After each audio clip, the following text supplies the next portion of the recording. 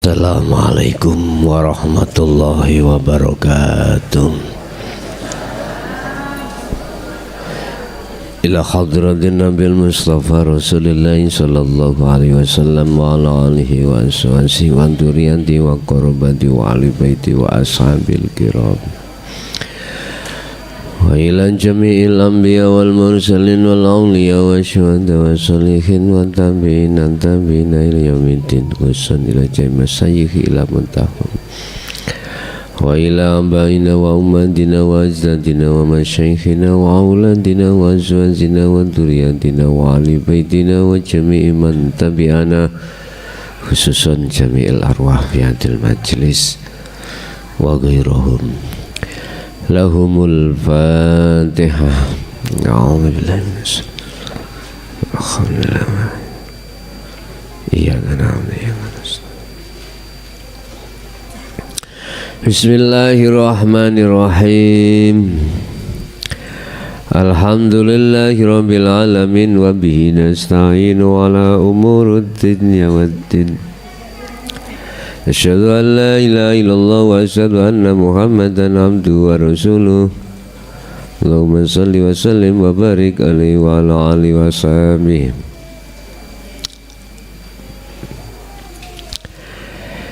Jikalau ruhaniyah manusia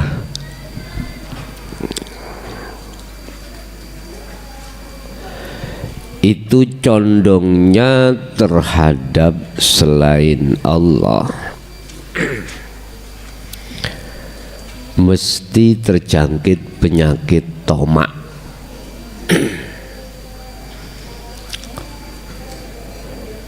Jikalau condongnya hati manusia itu terhadap selain Allah, mesti ruhaniyah tersebut teringgapi penyakit tomak.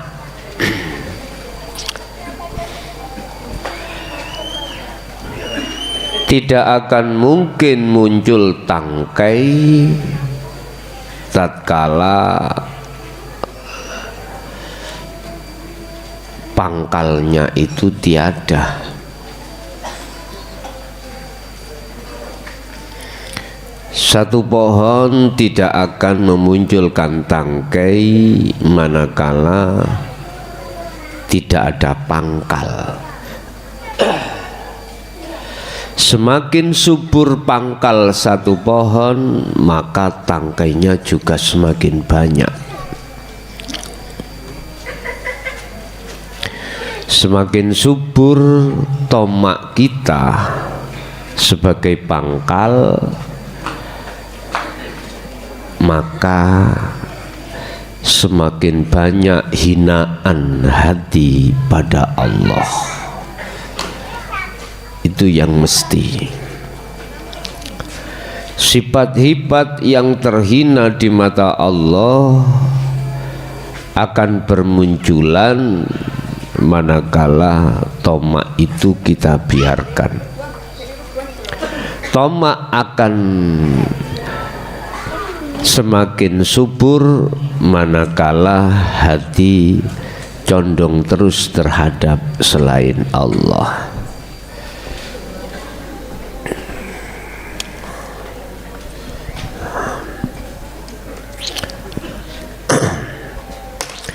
Ini namanya penyakit ribut, ya. Penyakit ribut, ya. Bon. Bapak Ibu hadirin jamaah rahimakumullah.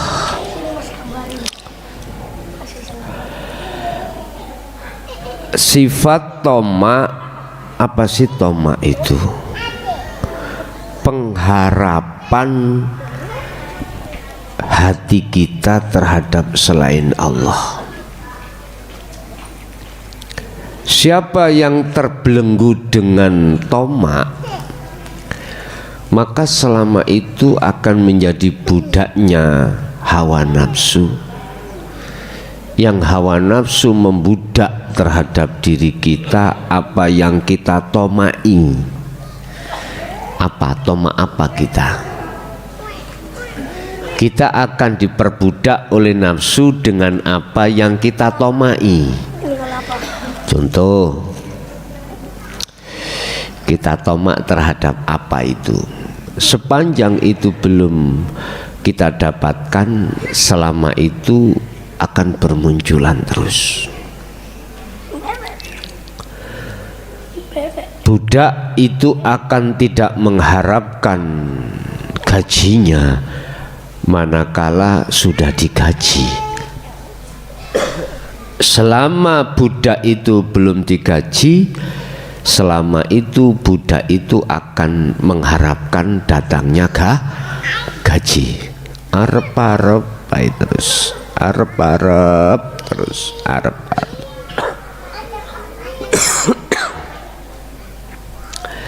Bapak Ibu, itu manakala condongnya hati kita selain Allah. Lah, untuk melawan tomak ini dengan sifat apa? Qanaah, sifat nerimo. Kerja gak dibayar ya nerimo.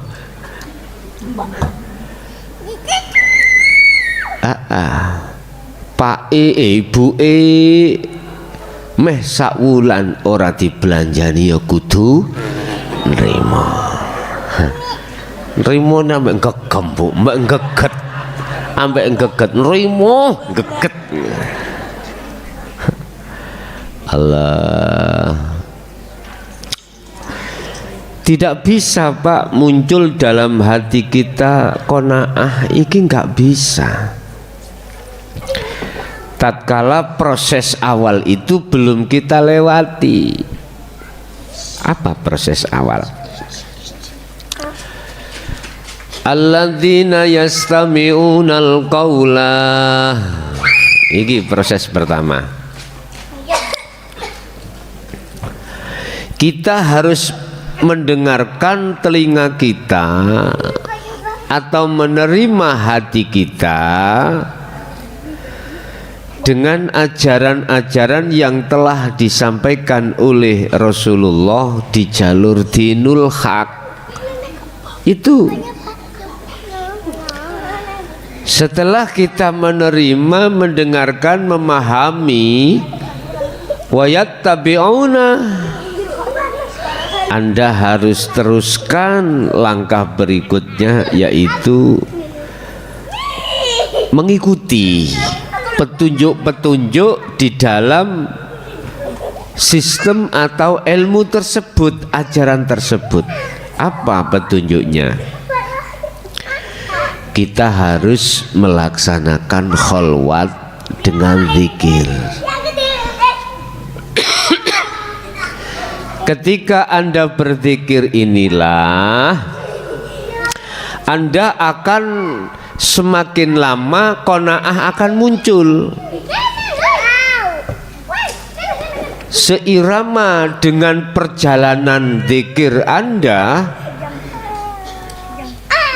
itu akan dengan sendirinya qanaah neriman bahasa Indonesia apa? Nerimo, menerima apa adanya itu akan dengan sendirinya akan terbangun. Seiring terbangunnya qanaah, sifat qanaah dalam diri kita nerimo ing pandum, dengan sendirinya toma itu akan geser, hilang, bahkan langsung tiada. Baru di situ akan muncul qanaah. Jadi qanaah di sini tidak hanya disebut dengan perkataan qanaah rimo, enggak. Dalam hatimu itu akan tumbuh satu biji, di mana biji itu akan membentuk hatimu atau ruhaniyahmu itu menerima keadaan.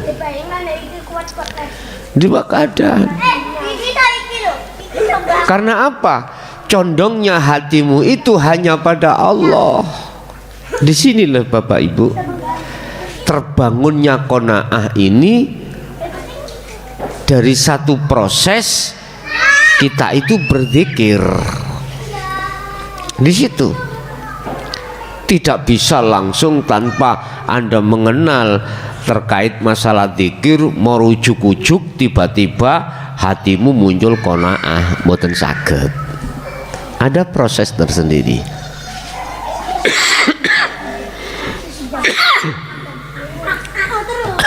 Berkenaan dengan qanaah, kita akan membahas pasal 70, 71 dan 72 makalah Syekh Ibnu Athaillah. Qala musannifu rahimahullah.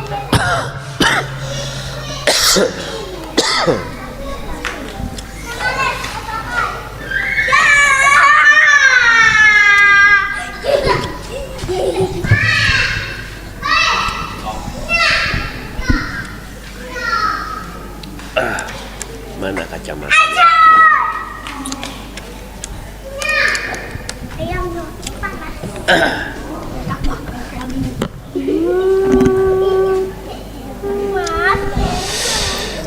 Ma basakot aghsanu dzulli illa ala badri toma. Awas gak usah di.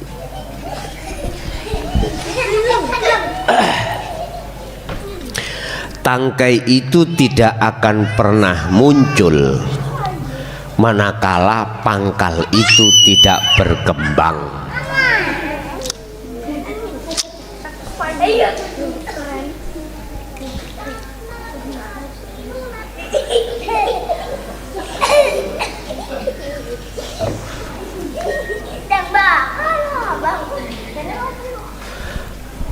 Perkara ino, laku yang diino oleh Allah, dicela oleh Allah, itu tidak akan terjadi. Allah mencela manakala tidak ada dalam dirimu sifat toma. Cilik no dedek, gak mengung.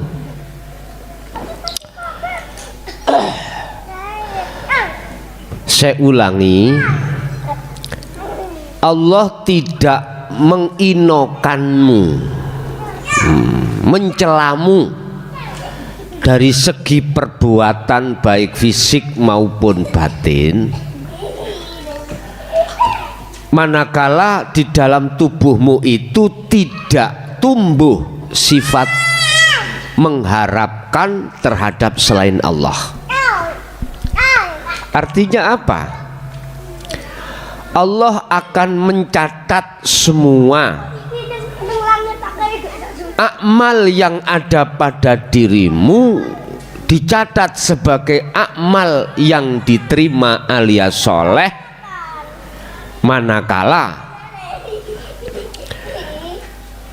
di dalam tubuhmu, ruhaniyahmu itu tidak muncul tumbuh-tumbuhan yang disebut sebagai toma. Toma itu mengharap, condong hati terhadap selain Allah. Ini sandali kuali, sandali kuali. Lepas sandali. Gini, ya.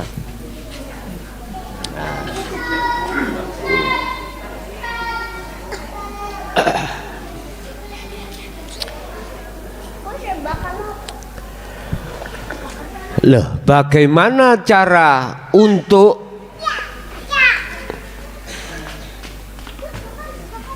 membunuh atau menghilangkan toma itu? Jangan pernah kau memotong tangkai, dan tangkai itu tidak akan tumbuh manakala tidak kau potong pangkalnya. Apa sumber hijabnya hati termasuk diantaranya adalah toma. Sebab toma itu termasuk salah satu sifat yang ada di dalam diri kita yang menutupi sehingga ruhaniyah itu tidak bisa makrifat pada Allah. Bapak Ibu, cara untuk menenggelamkan toma atau membunuh toma itu hanya satu. Asahlah terus zikir yang ada pada dirimu. Gak usah niatan untuk membunuh toma, enggak. Nanti dengan sendirinya pohon itu akan mati dan tumbang. Buah daripada toma itu ditangkai itu Pak, buahnya ada hasud, ada riya, ada takabur, macam-macam.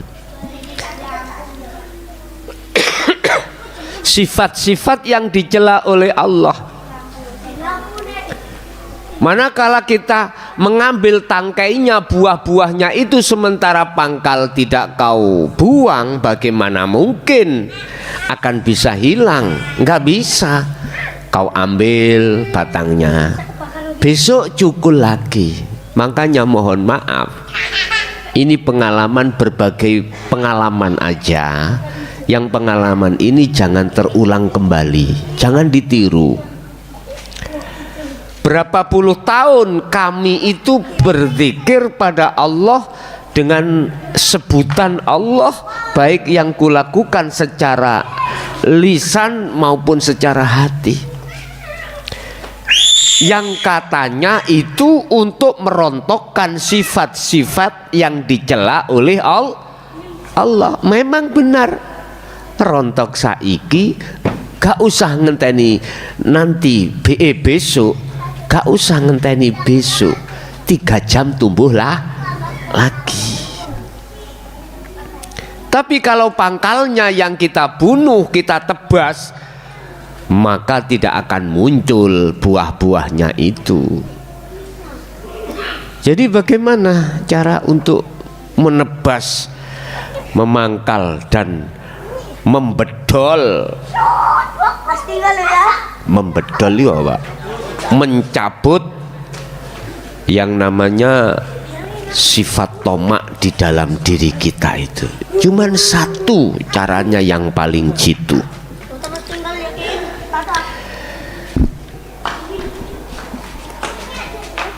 Asah terus zikir yang sudah diberikan Allah terhadap dirimu. Asah terus.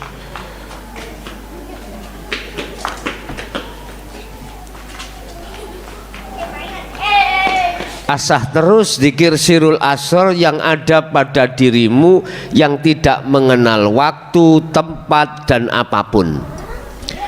Di WC pun lakukan. Ibu-ibu walaupun mengandung haid, lakukan terus.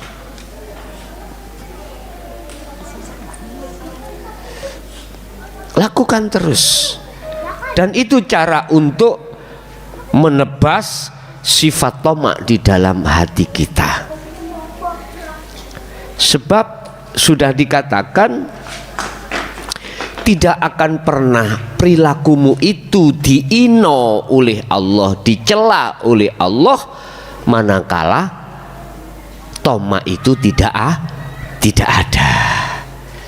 Jadi untuk mencondongkan hati kita hanya pada Allah, prosesnya dari awal, dari berzikir tadi. Sampai Allah katakan dzikrullaha qiyaman wa qu'udan wa ala junubihim. Ketika kau berdiri dengan aktivitas apapun, jadikanlah berdirimu itu berzikir. Ketika kau duduk, aktivitas apapun dudukmu, ruhaniyahmu jadikan berzikir. Berbaring juga begitu. Itu maksudnya jangan diberikan celah waktu sedikit pun terhadap nafsu untuk mencari kelemahan dirimu.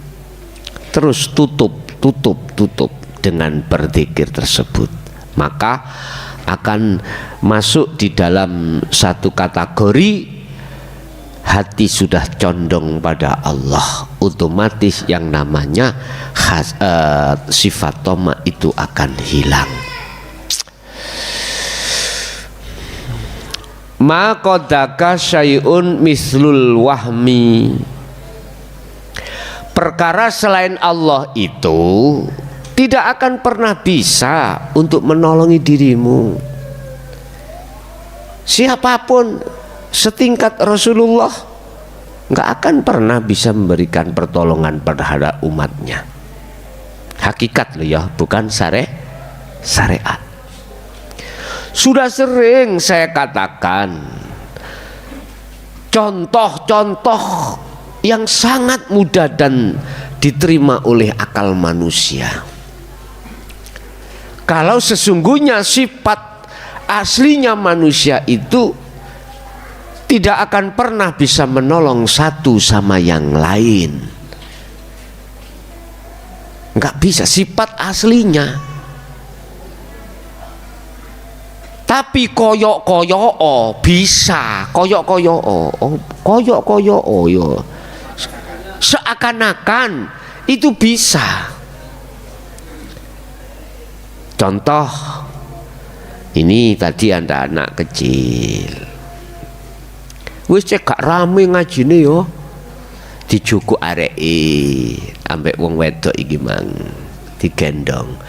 Memang seakan-akan anak kecil itu bisa orang perempuan tadi bisa menolong anak kecil dipindah dari sini. Loh, sepi toh? Ya, sepi ya. Enggak merasa risih jenengan ya dah. Seakan-akan koyok-koyok wong kuwi. Seakan-akan orang itu. Tapi coba, jangan akalmu yang untuk melihat, tapi hatimu. Dari imanmu, tanpa Allah bisa tah wong wedok iki manggendong arek cilik. Ratune dijogo, anak-anak melok rono kabeh. Berarti biang keroknya adalah anak kecil iki mang. Iya dah. Ratune ngalih, ya liyane melok ngalih. Kan nek golek tawon iki jukun ratune, pengin liyane melok. Pun contoh sederhana ya. Iki di depanku iki ada rokok, ada korean. Rokok korean siapapun Anda mesti ngomong makhluk. Status aslinya Anda sebagai makhluk, ya seperti rokok ambek korean. Seperti rokok dengan korean. La haula wala quwata illa billah. Ngomong Qur'ane gampang kabeh wong syariat ngomong iso Pak. La haula wala quwata illa billahil aliyil azim. Tapi untuk membuktikan meraktekne ayat iku kabeh ndelomong. Artinya ndelomong pekok kabeh. Orang nglakokno. Mengapa demikian? Karena kita itu nggak ngerti cara ngelmunya. Iku maksudnya kepriben. Maksudnya la haula wala quwata illa billah. Secara substansinya kita nggak tahu. Hanya tahu artinya tidak. La haula tidak ada kekuatan, tidak ada apa jenis situasi keadaan wala kuwatalan kekuatan kecuali iku illa bil milik Allah, datangnya dari Allah. Bagaimana untuk prakteknya nggak tahu.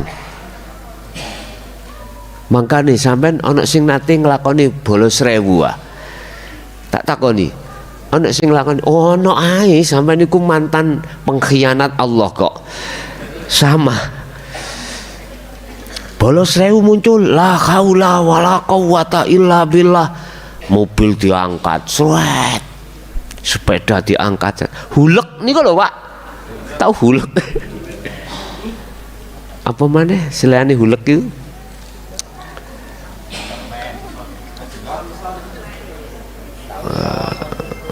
Hercules, ya Hercules. Jadi ketika saat itu mantranya dibaca, khodamnya sudah masuk, jebret, ya tenan. Tambah seneng. Golongan-golongan jin niku tambah seneng. Seneng pol. Ruhaniyahmu itu tidak bisa masuk, datang ke ahatan. Nggih, iki termasuk salah satu kendala Anda tatkala nazak itu susah. Makanya sing duweni ilmu-ilmu ngono kuwi ndang resik ana. Wa anibu ila rabbikum wa aslimu lahu. Wis bersenono kabeh, bersenono kuwi. Ya. Iki sifat hakikate kita sebagai makhluk sebenarnya seperti rokok dan korean ini. Persis. Ayo coba kongkonan wong loro iki. Rek korean aku sumeten, misalnya rokok bengok-bengok ngono. Ya ora bakal bisa ngkei manfaat. Tidak bisa nyumet. Loh, tak wasi ya gak disumet-sumet ya. Korean sumeten rokok pinggirmu blok goblok. Ya menengahi to ya.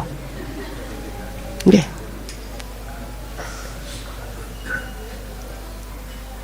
Berhubung kita tidak melihat sang yang berperan, sang pemeran gile, sing nyekel korean, inilah kita menuduh bahwasanya yang namanya korean itu bisa memberikan manfaat dan mudarat terhadap orang lain. Akhirnya nggih, ya, ana sing peran lo ya. Gak ngaleh ngono ah, wong cocotmu ya rokokan ngono kok. Aku kan golek cara. Jek padha, ngoten lho, Bos.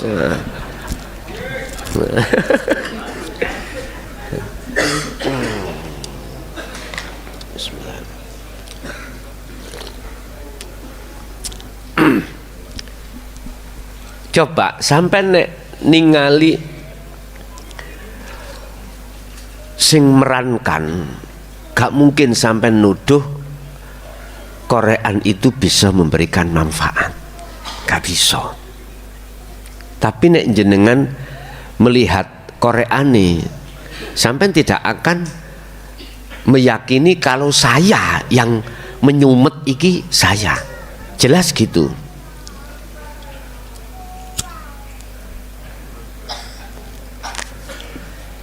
Ya sifat hakikatnya manusia setingkat Rasulullah Muhammad ibnu Abdillah. Kalau kita tarik dari sisi hakikat, bukan Rasulullah, bukan ibnu Abdillah, Muhammad ibnu Abdillah yang memberikan syafaat, tapi Allah. Cuman saja Allah mengizinkan terhadap Muhammad seakan-akan Muhammad bisa mensyafaati umatnya. Wis adong ah. Yo iki ajaran Rasulullah sing asli ya iki. Asli. Duduk sing digembar-gembarno, sing kasih syafaat iku Rasulullah Muhammad ibnu Abdillah. Lah wis digembar-gembarno ngono ta? Lah aku teko iki gak nantang perkara. Ndak, ngelurusno ajaran Rasulullah yang sebenarnya. Bukan nantang perkara, enggak. Saya meluruskan. Sami'na wa ata'na au sami'na wa asoina, urusan Anda. Kalau saya nggak boleh memberikan fatwa atau seruan seperti ini, misalkan nggak boleh, Anda berani memberikan seruan, syafaat itu datangnya dari Muhammad ya. Yo ojo nek ngono nek padha-padha. Lagi itu toh. Jadi apalagi zaman kita itu sudah zaman Menelia apa? Minulian. Apa ngono? Zaman kita keterbukaan, Pak. Hak asasi. Zaman keterbukaan. Ini yang kumaksud itu. Ajaran Rasulullah itu yang sesungguhnya saya gelar supaya umat ini betul-betul tahu. Sebab selama ini kita itu tidak pernah dibukakan seperti ini. Sehingga iman sampean, condongnya iman sampean itu terhadap selain Allah. Aku ya korban, bos. Mohon maaf loh ya, aku juga korban. Lah ketika saya sudah keluar dari perbudakan itu, saya ngomong terhadap Anda. Urusan Anda mau gak mau terserah. Ingat, orang itu akan terus dibudak oleh nafsunya manakala toma ini masih ada. Toma yang kumaksud condongi hati sampean pengharapannya terhadap selain Allah. Otomatis ini. Yes. Lah terus umpama pertanyaan, apakah kami tidak bisa gak boleh berpendapat kalau besok itu Rasulullah yang memberikan syafaat? Silakan, itu hak asasi Anda. Siapa yang menyalahkan? Monggo, itu hak asasi Anda. Tapi jikalau kau tanya terhadapku bagaimana imanmu, apa jenenge son, imanmu ya apa? Aku iman Allah. Yang memberikan syafaat itu Allah. Cuman saja Allah ini memajaskan dirinya lewat Muhammad. Memajaskan dirinya lewat Muhammad. Artinya begini Pak, gak usah doa-doa. Iku lak bahas sesuk dina kiamat nek wis Gunung Galunggung ini meledos toh ya. Wis saiki ae. Imanmu kamu letakkan di mana? Dengan adanya saya bicara ini, apakah kau imanmu memandang ke makhluknya saya, atau di sesuatu yang paling rahasia di dalam diri saya? Kalam yang muncul itu kalame klakson apa kalame Allah? Loh, kari tergantung Anda melihatnya, itu aja. Kalau kau itu mau melihat makhluknya, mesti imanmu terhadap diriku makhluk. Akhirnya jatuhnya pujianmu yunang makhluk. Iki otomatis loh Pak. Otomatis iman yang seperti itu. Tapi coba kalau imanmu, hatimu melihat terhadap sesuatu yang paling halus pada diriku, mesti kau imanmu iku kalamullah. Itu ucapan dari Allah, yang berucap Allah, bukan suarane klason, bukan, tapi suarane Allah. Itu yang disebut kalamullah. Nah, kalau hatimu condongnya iman terhadap Allahnya, otomatis pujianmu terhadap Allah. Itulah yang kulo sebut millata Ibrahim Hanifah. Wis, condongkan hatimu hanya pada Allah. Jadi dari sisi mana selain Allah itu tidak bisa menolong dan tidak bisa memberikan manfaat atau mudarat? Dari sisi hakikat, bukan sisi syariat. Jangan dipotong-potong loh pengajian ini. Makanya sing mengupload YouTube saya, mohon maaf, YouTube yang keluar dari channel Ponpes Jaya Baru, tolong jangan dipotong. Nek sampean potong kok umat iki salah paham, akhirnya gegeran. gegeran, saged mawon. Aja jangan. Aku tahu kau di situ ya mencari isine perut, ya toh. Lewat napa jenenge? Ya wis kuwi ngono lah. Padha ambek Anda dodolan lah gitu loh ya. Aku tahu. Monggo silakan. Kau nggak melok kula, tinggal dodolan terus juga batine tok ya. Nggak apa-apa, pokoknya situ penjaluk aku. Ojo dipotong bos, ojo dipotong. Walaupun Fatihah mulai ngarep jangan dipotong. Estu jangan dipotong. Apa sih? Abote gak motong. Kan penak tambahan. Ya toh? Gak motong-motong. Hati cepat, sampean cepat. Nek dirungokno kupingmu, nek antik kok potong tak dungokno kopoken kupingmu ya. Bon. Yes. Dari sisi hakikatlah yang kumaksud, selain Allah itu tidak bisa menolong. Nek dari sisi syariat seakan-akan kita itu bisa menolong. Seakan-akan. Dengan maksud karena Allah mengizini Muhammad ibnu Abdillah, itulah akhirnya bisa membawa syafaat. Sama dengan izin Allah itulah yang diletakkan pada diri saya. Malam hari ini akhirnya kami membicarakan tentang toma. Paham ya? Oke.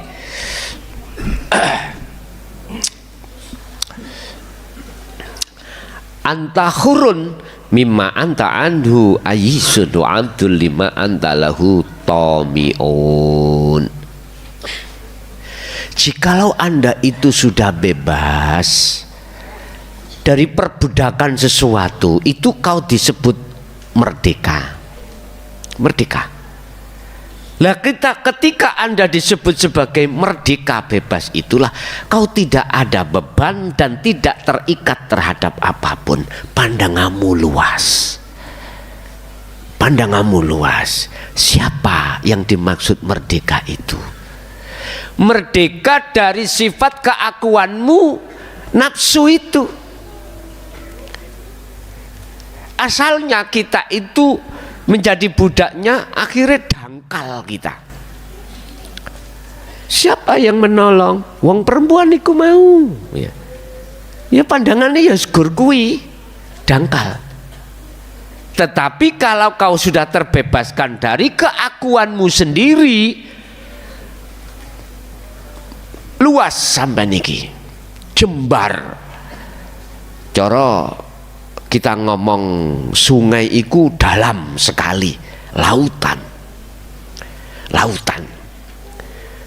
Jadi Anda nggak gampang ciut, gak gampang gelisah, gak gampang sumpek, gak gampang apapun yang bersifatkan kemauan nafsu. Ndak, justru sampai iki longgar. Coro jenengan diceladu bojone sebab oleh karena memberikan belanja 1 bulan gur 10.000 jembarat ini. Dadi gak wis mboten ngamuk-ngamuk Bu. Dulu iku Bu ngamuk-ngamukan ngaploki bojo. Sekarang ketika saat sudah mengamalkan sirul asrar, wong namanya suami wong mentingno dikire ngomong ngene, Gus aku nek ambek nyambut gawe iku gak iso fokus. Piye umpama aku gak nyambut gawe? Ya mbo, terserah Anda. Aku gak menggak. Tenan Pak, gak nyambut gawe. Biasanya istrinya dikasih 1 bulan itu 3 juta. Enggak 3 juta. Wong kerjanya itu ngecat ndase macan nih. Gelem Hambat. Sak bulan 3 juta. Ngecat ndase macan iki lho. Wis katakan gampangnya ngomong lah Pak Bu wis yo. No. Terus 1 bulan sampai iki hanya digaji 10.000. Ibu dikasih belanja 10.000. Ngomel-ngomel ibu wis. Wis otomatis Pak nggih, nek bojo kurang blonjone kan ngomel-ngomel. Wis otomatis wis. Berarti bojone sapa wae ngono lah ngono. Mungkin bojoku tok enggak. Wong ngene ya. Kalau sing dipangan ya uyak dikeletusi. Pon. Bapak sekarang nggak akan ikut marah karena luas. Ditegur Allah, diseneni Allah, bukan diseneni garwa. Wis anteng ae. Hati, Allah ngamuk-ngamuk rek. Menengae. Sama ibu ya gitu. Kok umpama sama imannya dikasih 10.000, nggak ngamuk-ngamuk, nggak ngomel-ngomel seperti biasanya. Berhubung sudah masuk di Jaya Baru, ngajine wis paham, lakune ya wis istiqomah, oke, dikasih belanja 10.000 setiap bulan. Alhamdulillah. Wis pokoknya. Tapi gak ambek geget lo ya, gak ambek geget, enak dirasa. Sebab kita rumah tangga gak mungkin Bu, suami iku gajinya penuh berlebihan, gak mungkin. Di rumah tangga kebutuhan kita itu pangan kadang ya kurang Bu. Estu. Nah, ketika menghadapi itu, manakala kondisi rohaniah jenengan iku condong hanya pada Allah, aku yakin tidak akan pernah gesekan. Lah nggih to. Paling mak geget ngono ae tok. Geget awas yen kok bengi katake. Ben. Itu kalau jenengan itu sudah bebas, sudah merdeka. Tapi bagaimana hati seseorang ketika saat itu belum dimerdekakan Allah dari apa? Dari tomak itu, dari nafsu itu. Bagaimana? Rasanya bagaimana? Ora saged kula bayangke Pak. Atiku rasa panas, rasa gelisah, rasa takut dan lain sebagainya. Itu yang terjadi, dan inilah yang kumaksud neraka itu ya ini. Berarti ketika saat kita di dunia ini mengalami hal seperti itu, sama saja kita telah membangun bangunan neraka. Hanya itu. Gampang tak ya? Sebaliknya Anda bangun surga di dunia, itu tadi condongi hatimu melihat hanya karena Allah. Udahlah Pak, ini Quran loh Pak, gak bisa kau itu keluar dari Quran kepastiannya itu. Wa minhum man hadallah, golongan siji iki mang telah condongnya hati pada Allah. Otomatis ini tidak terlepas dari proses sirul asrur Pak. Udah kalau di sini itulah namanya orang merdeka. Tapi kalau wa minhum man haqqat alaihi adzalalatu, gelisah terus. Wong namanya gak merdeka loh Pak. Wong jadi budak, jadi di penjara, gak penak. Itu gak penak. Semua serba dibatasi. Mandi dibatasi, makan dibatasi, pergaulan, sosialisasi dibatasi, waktu pun dibatasi. Iki paham sing tau mlebu penjara. Jelas paham jenengan yang pernah masuk penjara. Bagaimana kau mandi dibatasi. Nesing dibatasi Pak, ya Allah. Pernah saya itu masuk yang namanya sebelum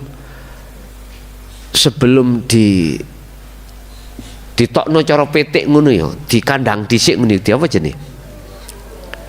Ono kamar ukuran 5 kali, nggak ada 5, 4 kali 3 paling.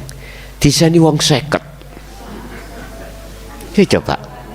Turu iku gandol, Pak. Kayak lowo.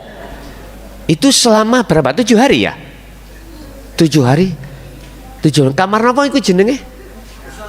Isolasi loh, iku jelas iku yang tahu mlebu ngomong isolasi.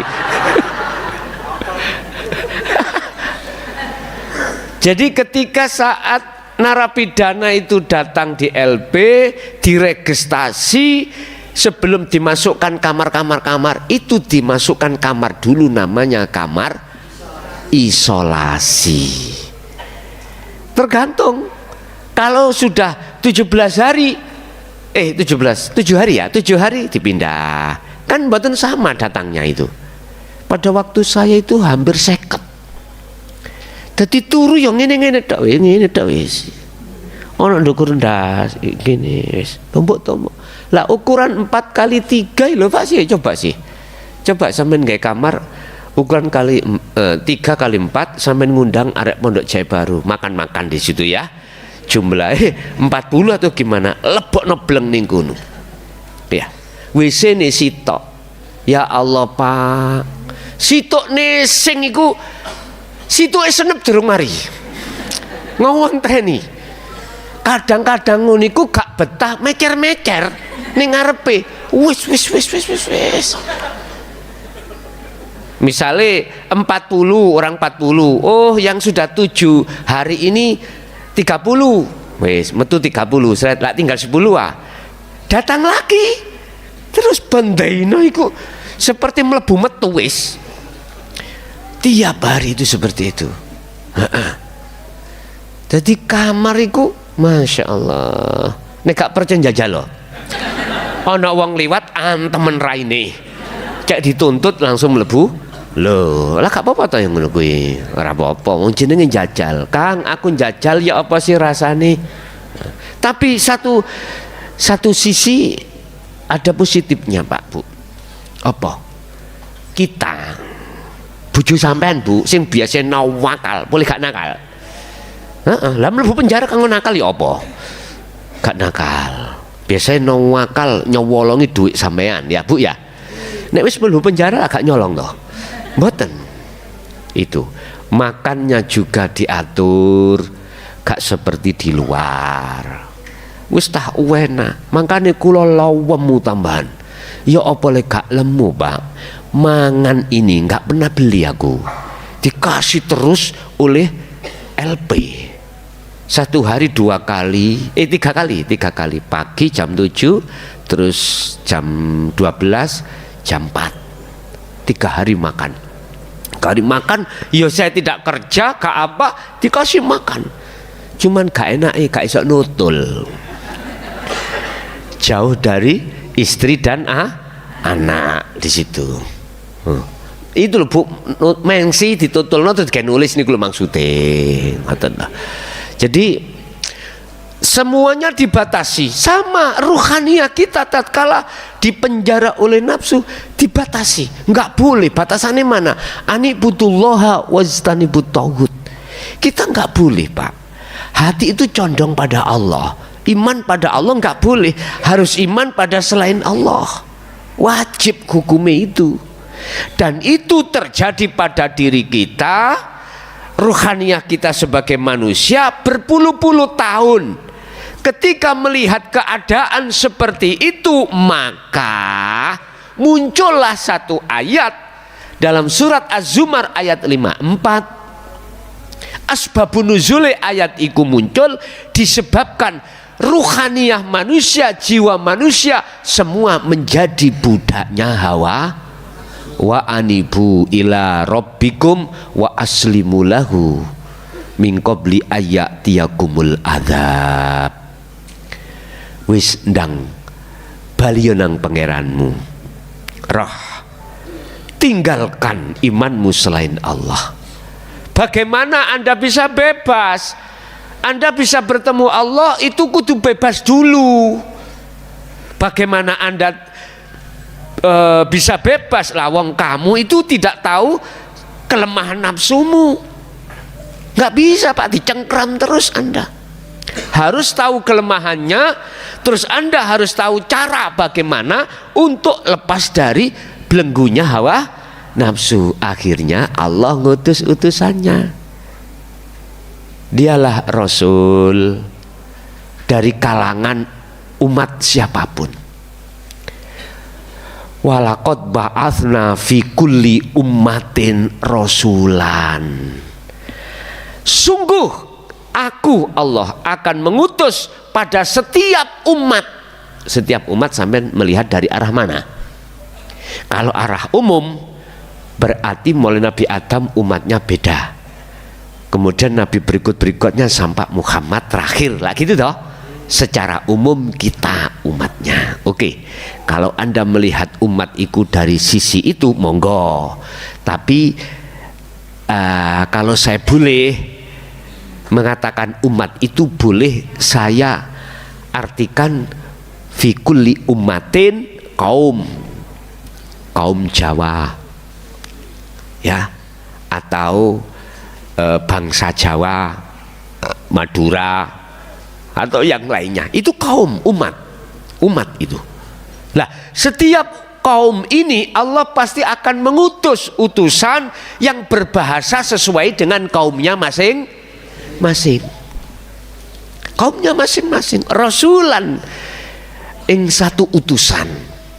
Apa visi dan misinya yang dibawa oleh Rasul ini? Menjelaskan apa? Ilaihi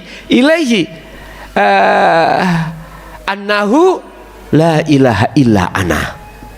Disuruh untuk apa? Membahas, membimbing, memahamkan, membimbing, memahamkan kaumnya itu tentang la ilaha illa ana. Ini mengapa hal itu tidak selama ini terkesan ditutup-tutupi? Akhirnya kita umat buta tentang masalah hakikat marifat, buta tentang anak ini, buta.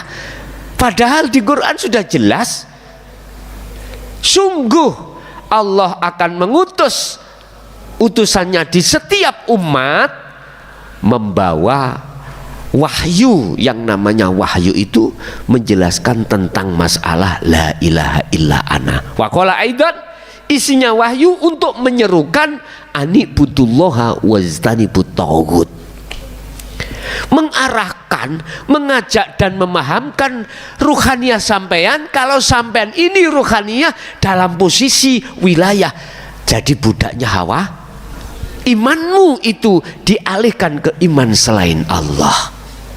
Akhirnya dikei pengajaran anibudullaha. Ini ayo.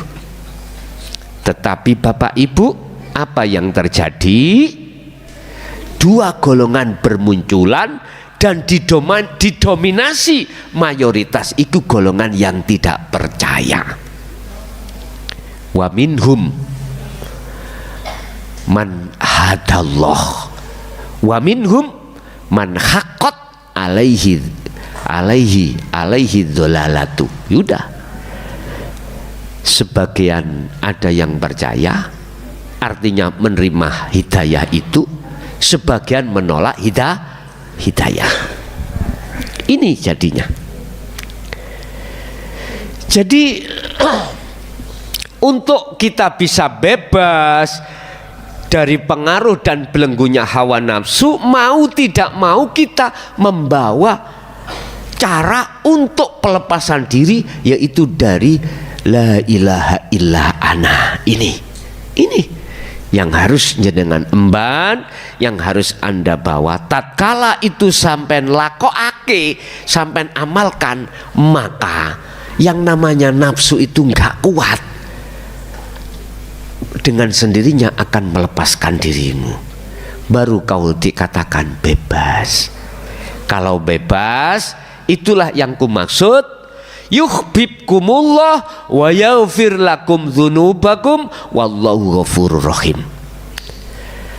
Kau dijadikan Allah sebagai budaknya Allah. Inilah kekasih. Kesalahan yang kemarin-kemarin beriman pada selain Allah, ikuti hapus semuanya, walaupun dosanya tidak bisa dihitung. Doa apa jenenge, dosa syirik lho Pak Ino. Karena Allah Maha Pengampun. Sebab Allah itu akan menganggap kecil dosa sampean manakala dapat pengampunan. Dosa itu akan dianggap kesalahan yang amat besar manakala sekecil apapun dosa itu manakala tidak diampuni oleh Allah.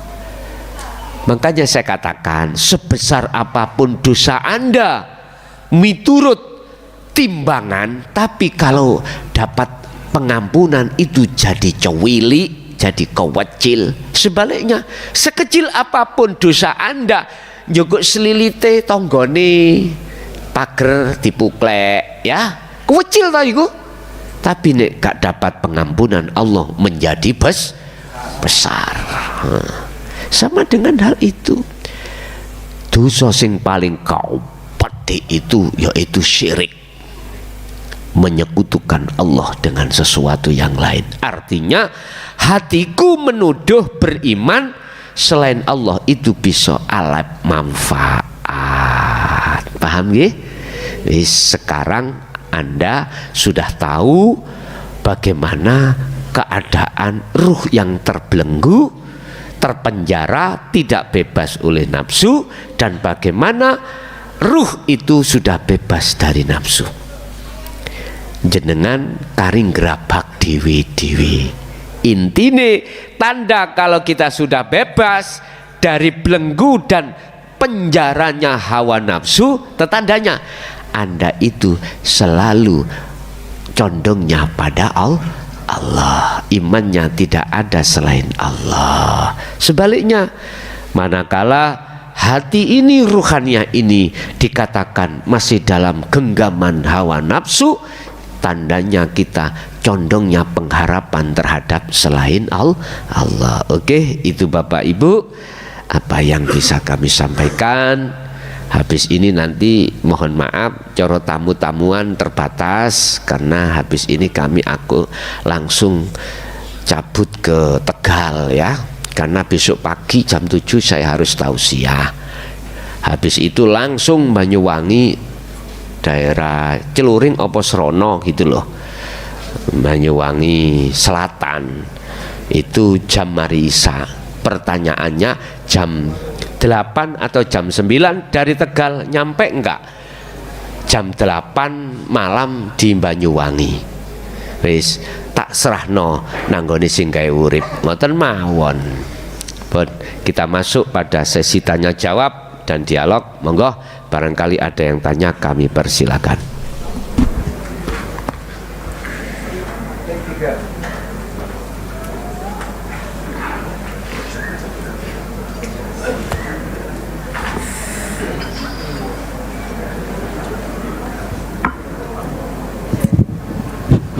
Assalamualaikum warahmatullahi wabarakatuh.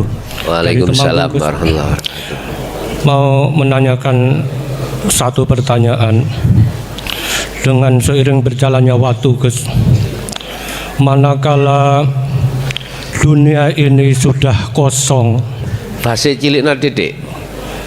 manakala dunia ini sudah kosong, Ya. tidak ada apa-apa kecuali yang ada hanya Allah. Terus langkah selanjutnya kemanakah kita melangkah? Cuman itu saja yang saya sampaikan, kurang lebihnya mohon maaf, mohon penjelasannya. Assalamualaikum warahmatullahi wabarakatuh. Waalaikumsalam warahmatullahi wabarakatuh. Ketika kita sudah melakukan khalwat, sudah sampai di makom musyahadah, berarti kita sudah fana ya, sudah kefanaan selain Allah termasuk diri kita. Apa langkah yang harus kami lakukan selanjutnya? Di situ hanya satu, mengekehkan kemakrifatan sampean. Sebab di dalam golongan kekasih Allah di makom makrifat musyahadah itu, golongan kekasih Allah ada 3. Pertama, kita ditaruh di dalam makom mahfud. Di dalam makom mahfud itu ada 2 golongan kekasih Allah, yaitu musyahadatul fana dan kamil. Berarti jenengan harus ngekehno terus merapeti keistiqomahan Anda berzikir. Hanya itu. Urusan ngaji kaya ngene iki wis nomor berikutnya. Yang lebih kau utamakan adalah meraktekne zikir, ngasah zikir sirul asrar sampai ke fana'u dzikri, atau langsung fana'u dzikri dalam hati, aku Allah. Tapi gak usah ditokno nang jopo, bos. Ya, jangan. Iku la ilaha illa ana cukup dalam hatimu. Hanya itu, Pak. Coro gaman ngungkale terus no. Fastaqim nek cara hadis. Cara Quran fastaqamu, udah kuat no terus zikirmu itu yang tidak memandang tempat dan waktu. Ya, oke, selanjutnya.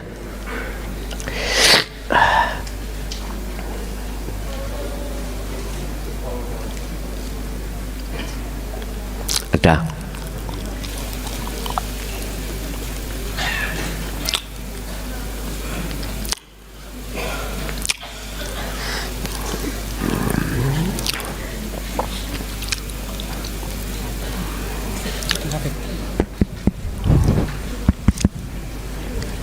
Assalamualaikum warahmatullahi wabarakatuh. Waalaikumsalam warahmatullahi wabarakatuh. Kepada Romo Yai dan seluruh jamaah yang dimuliakan Allah, mohon maaf Yai, di sini saya sekedar mewakili pertanyaan dari teman-teman yang berkaitan dengan satu makalah, man arofa nafsahu fakot arofa robbahu. Di dalam melaksanakan kholwat, mengembangkan dzikir sirul asrar,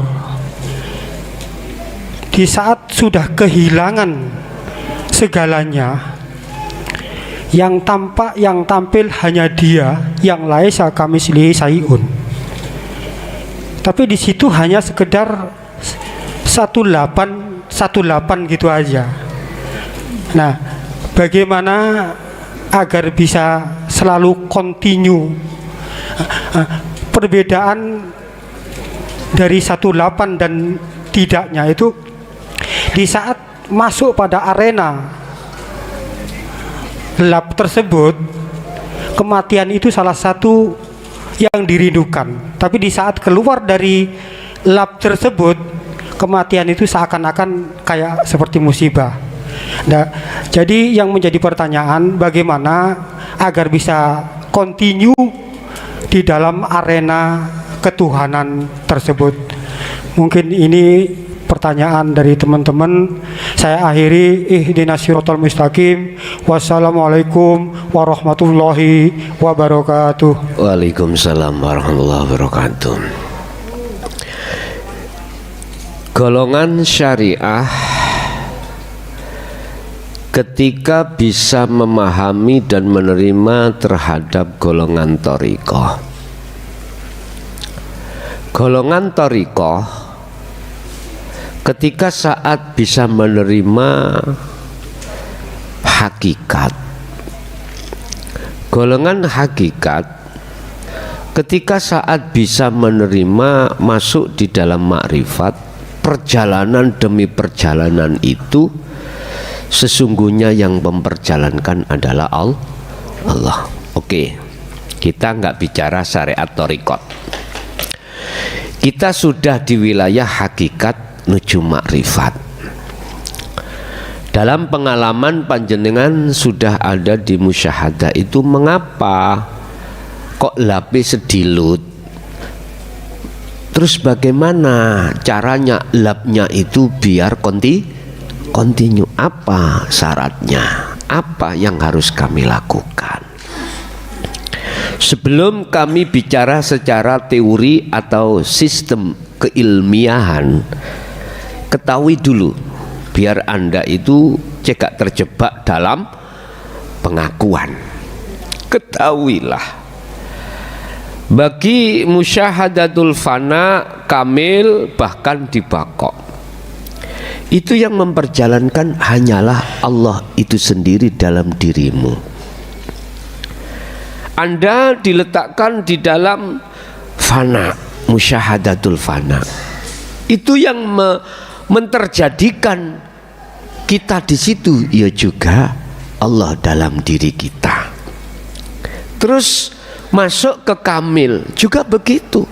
Dari pindah satu tempat ke tempat yang lain, orientasi aslinya semuanya itu hanya karena Allah yang memperjalankannya. Yes. Allah memperjalankannya itu dengan rahmatnya, pertolongannya. Lah sekarang saya jawab dari sistem keilmuan, semua itu manakala Anda ingin terus kontinu baik dikala secara fisik Anda ini bersinggungan dengan duniawiyah atau tidak bersinggungan dengan duniawiyah, jadilah Anda seperti ikan hidup di lautan. Itu isyarahnya. Janganlah, bahasa Rasulullah, janganlah kau bisa disetir dengan dunia, justru dunia yang kau kendali. Itu bahasa isyarah, bos. Tapi gak diterjemahno sampai ke dalam, yo iki ndadekno umat iki nggih gak paham, terkesan ditutup-tutupi. Lah sekarang tak buka urusan yang tersinggung nggih, monggo, aku gak niat nyinggung, terserah. Sampean menganggap saya menyindir, menyinggung, mohon maaf sebelumnya. Enggak, aku gak meniat nggak ada niat untuk nyinggung atau nyindir, enggak. Aku hanya gelar aslinya gini loh, aslinya. Wis, secara sistem keilmuan, wong latah itu sebab terbiasa apa yang dilatahkan. Tahu latah ya? Apa latah bahasa Indonesia nih? Nggih latah. Oke, latah. Wargaku ono latah. Nek tak jempok gegeriku ngomongi kontole jaran. Mesti muncul ngoten karena tak kudo nang aku. Nek nang balai desa mesti tak dudul gegere. Langsung dengan tanpa direncanakan ngomong ngono mang. Karena sudah terbiasa. Berarti terbiasakanlah hatimu sadar bahwasanya semuanya yang ada, yang melakukan hanyalah Allah. Biasakan seperti itu. Urusan kau dorong dengan bahasa ucapan dzikir khafi Allah silakan, atau jahri Allah silakan, monggo. Yang terpenting kita harus ngerti makna daripada zikir adalah sadar diri bahwasanya semua apapun yang terjadi, kayak seperti apapun kejadian itu semata-mata karena Allah yang melakukan. Itu aja. Teruskan. Apapun keadaan dan profesi Anda, poksi Anda, hanya itu. Banyak Al-Quran yang sering memberikan sindiran terhadap itu. Zikron kasiron, perbanyak zikir itu, perbanyak. Itu maksudnya seperti itu. Secara sistem Anda dipindah dari fana ke kamil karena Anda tekun olehnya berzikir. Begitu juga sampai ke golongan yang terakhir, yaitu golongan bakok makom maksum. Itu sebabnya di situ secara teori. Nah, mengapa yang awal saya dahulukan semata-mata Allah memindah itu karena rahmatnya, supaya kita tidak ngaku-ngaku, gampang ngaku-ngaku kalau kita yang berzikir. Koyoke usaha kita, ikhtiar kita seperti itu ditukno. Padahal ingatlah apa yang diberikan oleh Allah itu enggak ada ta'aluk, enggak ada hubungan dengan apa yang kau minta. Enggak. Perkara yang diberikan oleh Allah itu tidak ada hubungan dengan apa yang kau doakan. Enggak. Sebab kalau ada ikatan, hubungan, ta'aluk antara ijabah Allah dengan penjaluamu, berarti seakan-akan Allah itu tidak akan memberikan manakala tidak diminta. Berarti Allah meleki, enggak tumon. Allah maha meleki, enggak ada. Allah maha loman. Saking lomane Pak, nyun sewu, wong lanang bojo siji ditambahi bojo loro. Loman. Tambahi maneh, jare ibu, Allah meleki nek kanggo aku. Bojoku situk lapo gak ditambah-tambahi. Wis gak kene digawe debatan, gak kene. Qur'ane wis ngono ya wis nganut ae Pak Bu nggih. Pokoke ngene lho, nek potonganmu iku gak ana tulisane bojo loro masih medet ya apa ya gak iso duwe bojo loro. Wis manut ae qanaah itu namanya. Ya ngono sing durung duwe bojo sampak tuwek. Nek Allah gak jatah yo ya nrimo ae. Wis tau duwe bojo terus mari ngono kok yo medak. Tahu medak ya? Apa medak itu? Nganggur puluhan tahun ya kona awai. Gusti Allah nek wayahe paring ya paring gitu loh. Kalau sudah waktunya Allah kasih mesti dikasih.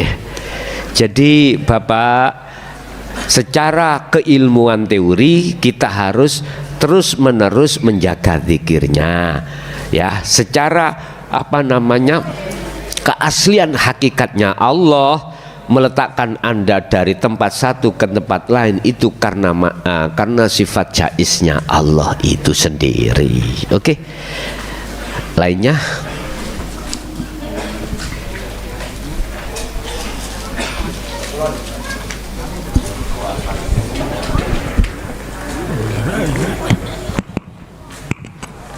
Assalamualaikum warahmatullahi wabarakatuh. Assalamualaikum warahmatullahi wabarakatuh. Dangu mboten muncul jenengan. Nggih. Matur nuwun, Gus. Nggih, monggo Pak. Saya mau tanya, Gus. Bunga-bunga yang ada di depannya Istana Firdaus itu bisa menyala, bersinar dan bergemerlapan. Wow, indah sekali bunga itu. Jauh lebih indah daripada bunga-bunga yang ada di dunia ini. Yang saya tanyakan ialah, dari manakah padangnya bunga-bunga tersebut kok bisa menyala, bersinar dan bergemerlapan? Padahal di surga itu tidak ada lampu listrik, tidak ada matahari, dan tidak ada bulan. Demikian Gus penjelasannya. Assalamualaikum warahmatullahi wabarakatuh. Waalaikumsalam warahmatullahi wabarakatuh. Jenengan tahu namanya ada bunga putih, gulune dawa, mekare iku tengah malam, harum. Bunga napa niku? Bukan. Bunga iku dawa, cerompet, kados cerompet ya. Mekarnya itu malam. Buah gaceng. Prasaku gaceng niku nggak teli. Kemarin yang ada di Purbalingga tanya itu, bunga apa ibu namanya? Bunga Sanjaya mau piye? Jaya Kusuma. Nah, bunga Jaya Kusuma. Oke.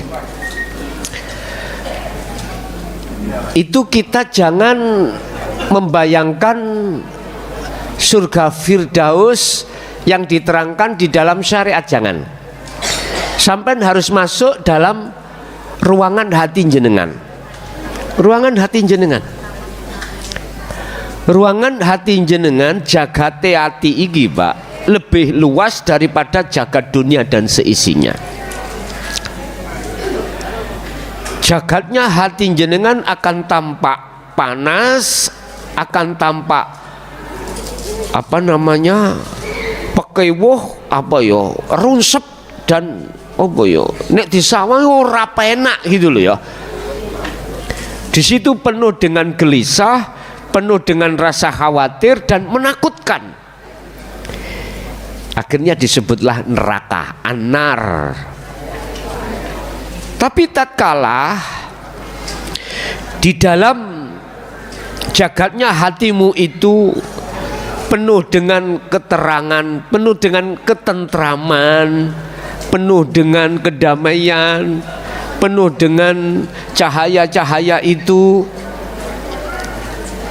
harum bunga sanjaya tadi, maka itu bentuk syurga, bentuk syurga dalam dirimu.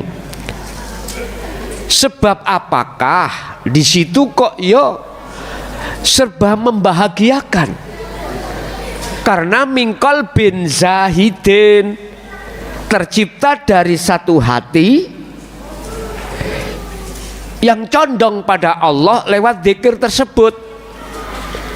Sebab manakala hati manusia, hamba itu melaksanakan zikir seperti ini, maka Allah akan menyalakan cahaya makrifat di dalam dirinya.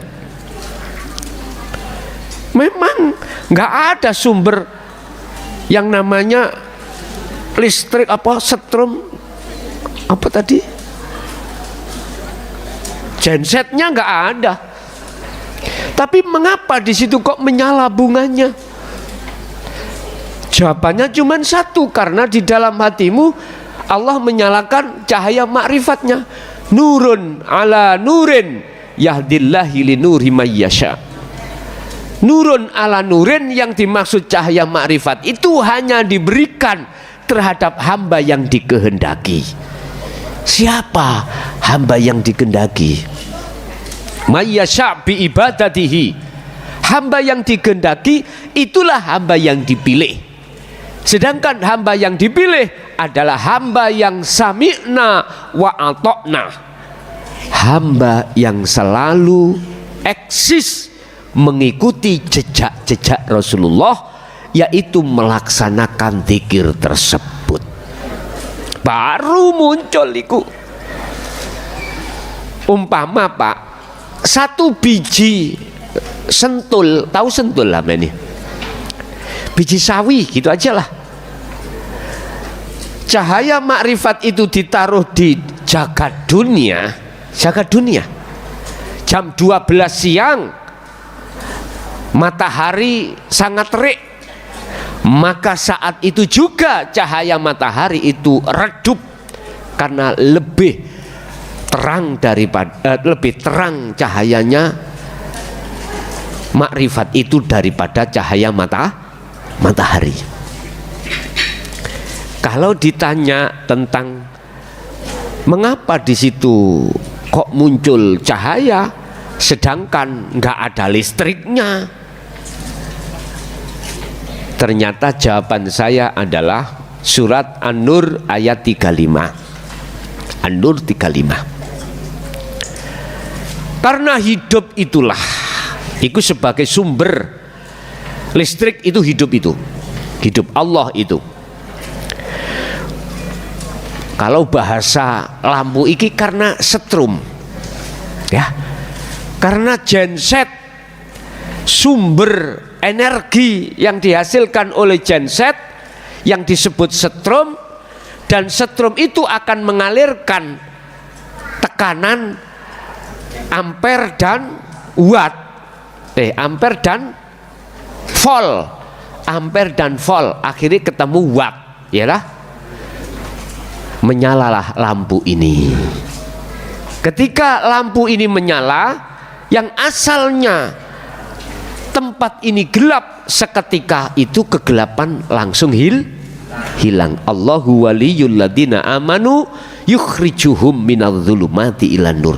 Bila mana sumbernya yaitu Allah itu memancarkan listrik tadi, memancarkan cahaya, memancarkan setrum, memancarkan hidupnya, disebabkan karena hati manusia yang dikehendaki itu terus berzikir padanya, maka cahaya makrifat akan menyala di dalam hatimu.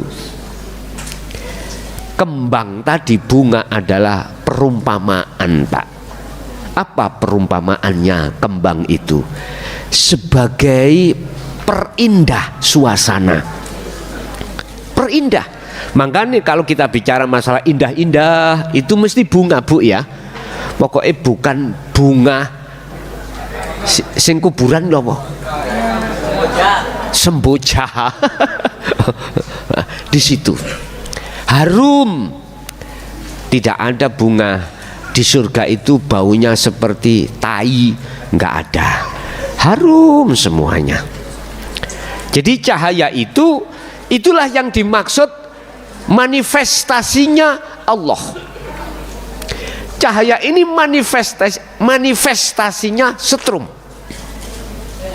Makanya ada kalanya kami bilang gini, Allah menampakkan kewujudannya secara batin terhadap zahiriyah berbentuk cahaya nurullah. Wujudnya nurullah adalah dunia dan seisinya. Tapi bukan berarti dunia seisinya itu wujudnya Allah. Sama, cahaya ini manifestnya, tahu manifest? Manifestnya setrum, tapi bukan berarti cahaya itu wujudnya setrum. Lah Anda pengen tahu wujudnya setrum, yogo-ogoen stom kontak itu. Udah, apa yang terjadi? Ya itu, Anda akan dilalaikan urusan dunia. Pengen terus mate, gampang. Terus akhirnya mati. Artinya apa? Jikalau kau melakukan dzikir untuk menafikan dirimu, teruskan, jangan berhenti. Keakuanmu nanti akan mati, sehingga muncul pada dirimu aku Allah nantinya, karena tanganmu terus jempok.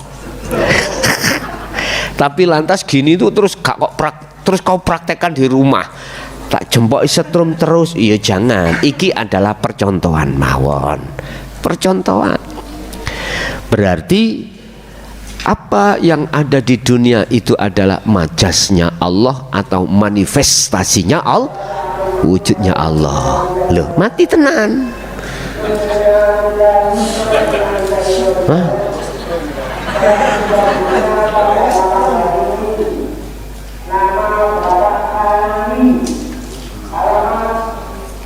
Baik Bapak Fanani mang Sanali ya.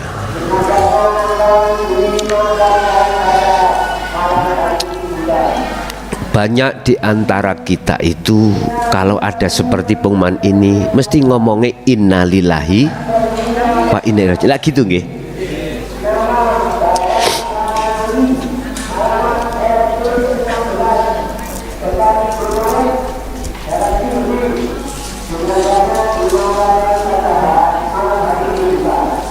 Kok gak alhamdulillahirabbil alamin, kok gak ngono ya, Pak? Karena kita menganggap dia kembali kepada kita. Semua anak kecil bisa, Pak, ngomong gitu. Tapi prakteknya inilah banyak yang tidak mengerti. Mengapa tidak mengerti? Wa inna ilaihi raji'un, karena ngilmu terkesan ditutupi untuk mengetahui bagaimana caranya untuk kembali pada Allah. Ini persoalannya. Dan inilah ajaran Rasulullah yang hak aslinya ini, orinya ini.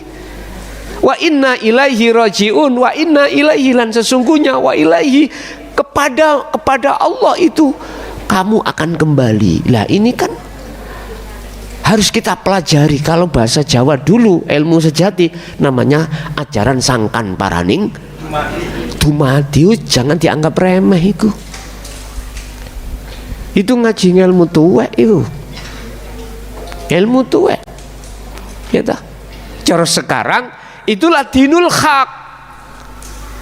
Ajaran sesungguhnya Rasulullah. Bagaimana rohaniyah itu bisa kembali? Ada beberapa syarat. Quran lengkap. Gak usah saya mengatakan referensi dari ijma' qiyas. Quran lengkap. Cuman mengapa semuanya selama ini terkesan ditutup-tutupi, bahkan menciptakan propaganda baru. Apa?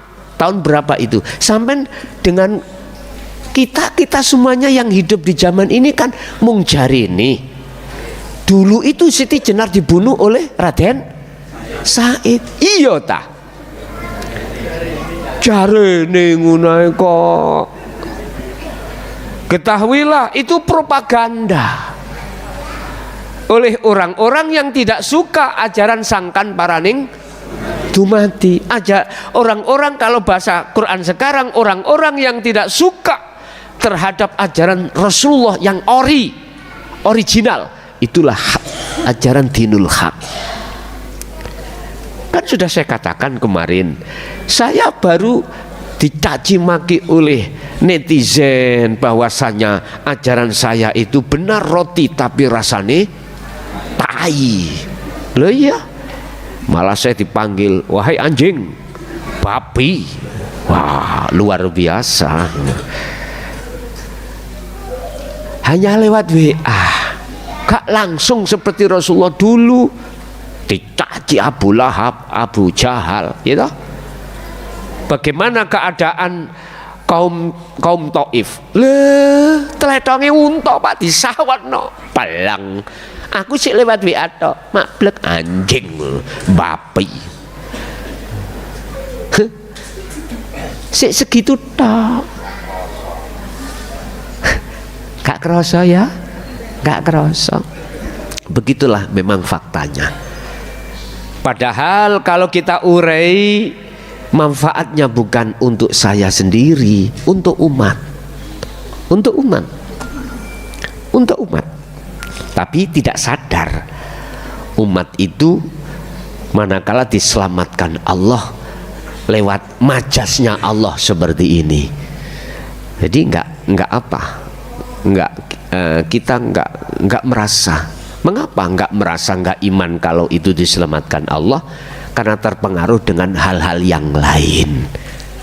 Makanya bahasane innalillahi wa inna ilaihi rajiun, asline iku baliyo lekas nang Allah. Sebelum min qabli ayatiyakumul adab, sebelum kau datang satu kematian. Az-Zumar ayat 54. Iku keras itu. Ayat itu sudah diturunkan, Pak. Sudah diturunkan. Wahai umat manusia, bukan umat Islam saja ini, umat manusia. Wa anibu, lekas bali osiro, kembalilah kau pada Rabbmu, Tuhanmu. Wa aslimu lahu, kau akan bisa pasrah dengan sebenarnya manakala kau sudah kembali pada Tuhanmu. Itu lakukan sebelum meninggal kau, datangnya kematian. Mengapa demikian? Allah menurunkan ayat seperti ini. Apa asbabun nuzulnya? Karena kita umat manusia, ruhaniyah kita, baik wong muslim maupun gairul muslim, mayoritas ruhaniyahnya menyembah selain Allah, bercinta terhadap selain Allah, mengagung-agungkan selain Allah. Akhirnya tomae yo nang kuwi, tomae nang selain Gusti Allah. Akhirnya muncul ini. Bila mana seruanku itu tidak kau indahkan, summalatun sorun, jangan harap kau akan mendapatkan pertolongan. Gak ada. Lah disitulah tidak ada pertolongan datangnya kecuali hanya dari Allah. Gurumu sing jarene ngomong, kuwi sok nek balik rohmu tak jemput. Ngene iku tunutuk ndase aku. Ngapunten ingkang kathah. Kembali kepada keterangan, bisakah makhluk menolong makhluk lain? Enggak bisa. Walaupun Gusti Allah itu meletakkan izinnya terhadapnya, bukan berarti makhluk itu bisa menolong makhluk yang lain. Gitu loh maksudnya. Secara mutlak tidak boleh mengatakan Muhammad itu bisa mensyafaati umatnya. Enggak boleh. Harus dikembalikan pada pada Allah. Dengan bahasa sederhana, Allah telah mengizini Muhammad mensyafaati terhadap umatnya. Paham nggih? Oke. Jadi Pak Bu, yang namanya bunga itu adalah sebagai memperindah surga hati sampean. Bukan surga besok. Cuman secara syariatnya memang kalau yang ditanyakan mengapa itu menyala padahal nggak ada listrik. Mungkin jenengan sing punya mobil ya, punya mobil. Pernah ke tol, pernah ya? Tol itu kan ada apa namanya itu? Pembatas. Terus pembatas itu diwarnai perentul merah. Itu kan nggak ada listriknya. Ketika malam hari jenengan sentrong lampu seperti ya seperti itulah bos. Secara otomatis ketika cahaya makrifat itu lebih tajam, lebih padang daripada cahaya motormu, mobilmu,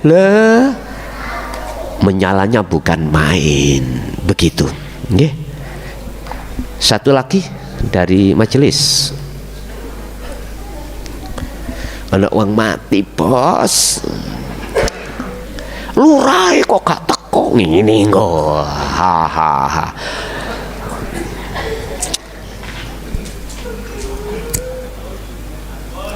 Cukup ya? Oke, matur suwun kalau gitu. Terus yang di belakang di interaktif, mohon maaf mungkin kami belum bisa melayani karena memang ada acara yang tidak terduga. Kami mohon maaf untuk tidak membuka dulu interaktif di malam hari ini. Bapak Ibu hadirin, itulah apa yang sudah diberikan Allah dalam bentuk ilmu pengetahuan. Semoga ilmu itu bisa bermanfaat bagi kita dan keluarga kita. Al-Fatihah.